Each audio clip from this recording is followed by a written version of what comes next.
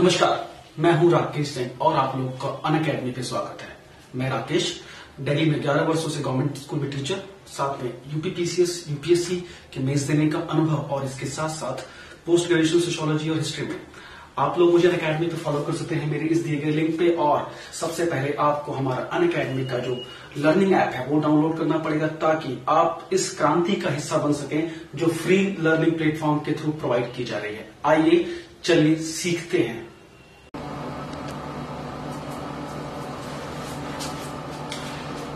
नमस्कार, कैसे हैं? मैं हूं राकेश आप लोगों के सामने और हिस्ट्री की वीडियो आप लोगों के सामने फटाफट मॉडर्न इंडिया में हम लोग आज जो करने जा रहे हैं वो हम लोग देखेंगे कांग्रेस में कैसे बदलाव आया, मुस्लिम लीग की पहले स्थापना, फिर कांग्रेस में कैसे फूट पड़ी, फिर कांग्रेस में कैसे एकता हुई और उसके बाद के कंसिक्वेंसेज में और फटाफट ये वीडियो हम फिनिश करके नेक्स्ट वीडियो हमारी आएगी होम रूल और मॉन्टेग्यू चेम्सफोर्ड एक्ट के ऊपर।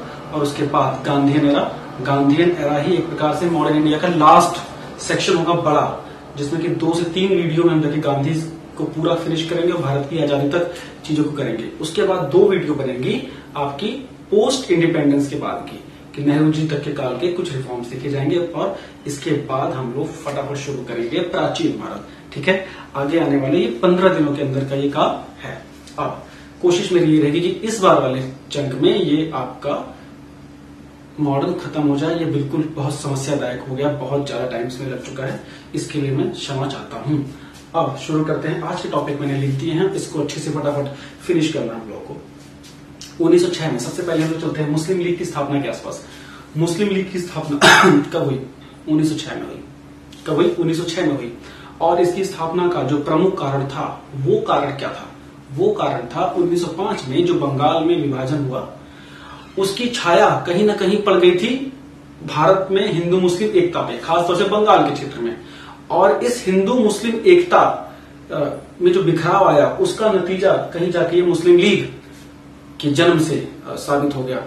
मुस्लिम लोगों के मन में एक असहाय वाली फीलिंग आ गई थी। उनको लगा था कि शायद हमारा राजनीतिक प्रतिनिधित्व कांग्रेस में नहीं है और राजनीतिक रूप से हमें जो स्थान मिलना चाहिए वो स्थान नहीं मिल रहा है।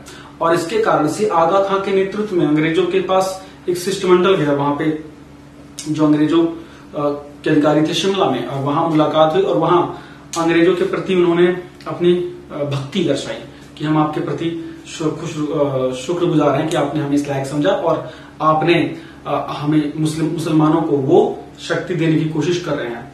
तो 1907 में आगा खां के नेतृत्व में मुस्लिमों ने एक प्रकार से ब्रिटिशर्स के संग कंसोलिडेशन दिखाया स्टार्टिंग में, और उसकी ही नींव पड़ गई 1906 में 30 दिसंबर वाली घटना के लिए। 30 दिसंबर 1906 को ढाका में नवाब सलीमुल्लाह के नेतृत्व में एक बैठक हुई और उस बैठक में ऑल इंडिया मुस्लिम लीग की स्थापना हुई। किसकी हुई? ऑल इंडिया मुस्लिम लीग की स्थापना, और यही मुस्लिम लीग की स्थापना कहलाई। तो मुस्लिम लीग की स्थापना 1906, और इस मुस्लिम लीग की स्थापना के लिए सीधे सीधे कारण था हिंदू मुस्लिम एकता में जो डिवाइड आया था बंगाल विभाजन के कारण। वो हम लोग पिछले में बहुत थॉरली हम लोगों ने डिस्कस कर लिया। तो क्वेश्चंस यहां से आते हैं। हो गया, ठीक है। किसने किसने किया? नवाब सलीमुल्लाह, फिर आगा खान लोगों का नेतृत्व था। इसकी पहली बैठक 1906 में कलकत्ता में ही हुई। कहां पे हुई? कलकत्ता में। 1906 में कलकत्ता में कांग्रेस की भी बैठक हुई थी और इनकी भी बैठक हुई थी। कांग्रेस ने इसी मुस्लिम लीग की स्थापना के बाद काफी एक्टिव हो गई थी वो, और एक उन्होंने प्रस्ताव पारित किया था। प्रस्ताव क्या था कि कांग्रेस ने पहली बार स्वराज की पूर्ण स्वराज नहीं, सिर्फ स्वराज की मांग की। स्वराज शब्द कांग्रेस ने पहली बार यूज किया। उस समय इसके जो अध्यक्ष थे कांग्रेस के कलकत्ता सेशन के 1906 वाले के दादा भाई नौरोजी थे, और दादा भाई नौरोजी की अध्यक्षता में यह प्रस्ताव पारित किया गया। ठीक है। और ये घटनाएं देखिए कैसे बनती चली गई। 2 धड़े बिल्कुल बन चुके थे। कांग्रेस के अल्टरनेट एक बॉडी खड़ी होने की कोशिश कर रही थी और उन्हें लग रहा था मुस्लिम्स को कि शायद मुस्लिम लीग में ही उनका भविष्य है। इसी के साथ में उसी के पैरेलल समय में एक राष्ट्रभक्ति आंदोलन भी चल रहा था मुसलमानों का ही, जो कि था अहरार आंदोलन। जो क्या था?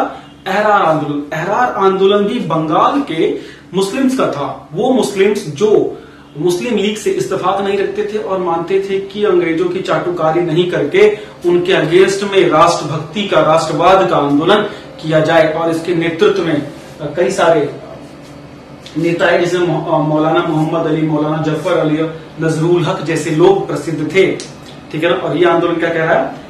अहरार आंदोलन। कभी कभी पेपर पूछ लेता है, ये हो गया, सीधे सीधे पॉइंट टू पॉइंट चल रहा है। और इसके बाद क्या हुआ? 1907 में बंग भंग के असर दिखने लग गए थे मॉडरेट्स और एक्सट्रीमिस्ट में, नरम दल और गरम दल में, कांग्रेस में एक अंतर्भेद चलता जा रहा था। ये अंतर्भेद 1905 में ही डेवलप होना शुरू हो गया था, बंग भंग के बाद ही 1906 में बहुत तगड़ा डेवलप हो गया। देखिए 1906 के अगर हम कांग्रेस के अधिवेशन की बात करें, जो कि दादा भाई नौरोजी की अध्यक्षता में हुआ था, उसमें जो गरम दल के लोग थे वो लाला लाजपत राय को बनाना चाहते थे।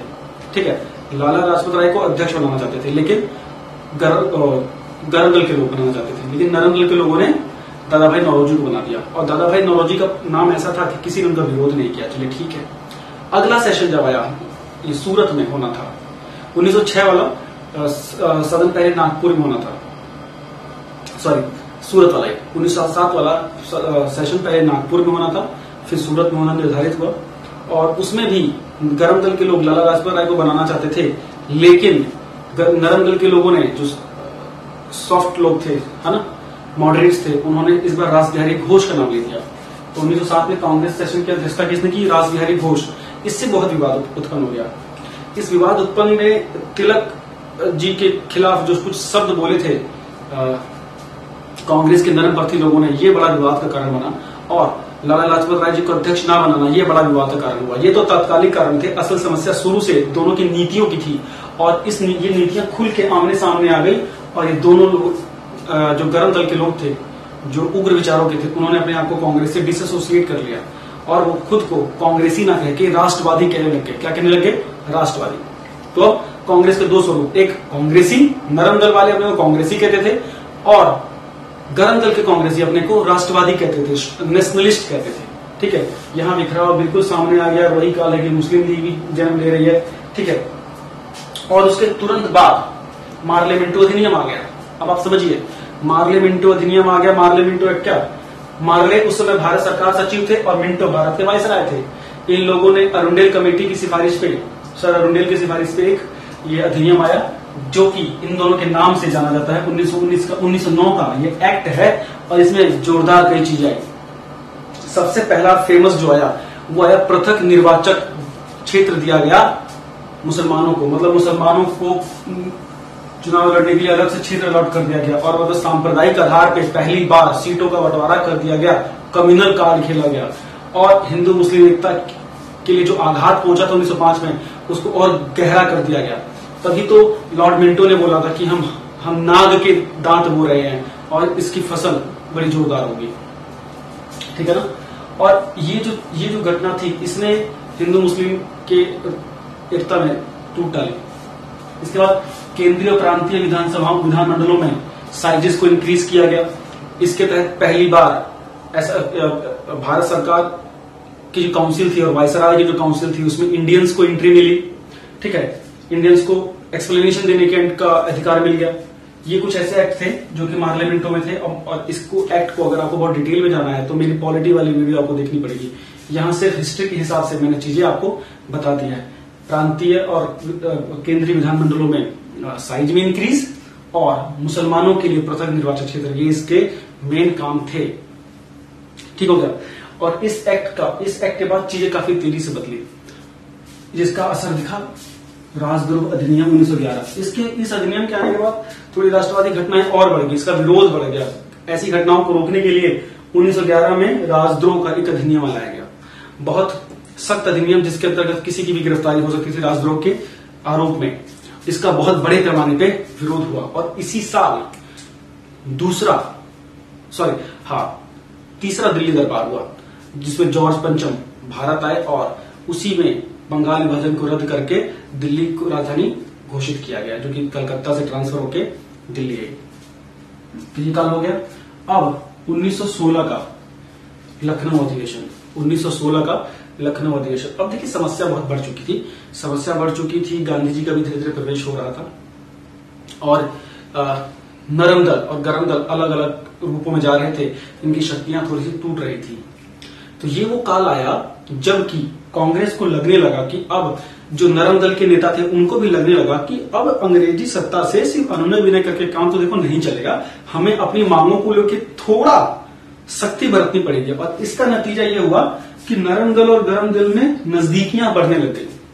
नरम दल और गरम दल में नजदीकियां बढ़ने लग गई और इसका सीधा मतलब इस नजदीकी को बढ़ाने का और बड़ा काम किया बाल गंगाधर तिलक और एनी बेसेंट जी ने। होम रूल के जो लीडर थे, इन लोगों ने पहली बार मतलब मजबूती के साथ नरम दल और गरम दल को मिलाने की पूरी कोशिश की और उनके मेहनत के चलते ही, उनकी वजह से ही नरम दल और गरम दल एक हुए। और इसी के साथ अंबिका चरण मजूमदार की अध्यक्षता में जो सम्मेलन हुआ था 1916 में कांग्रेस का लखनऊ में, वो एक ऐतिहासिक यादगार हुआ।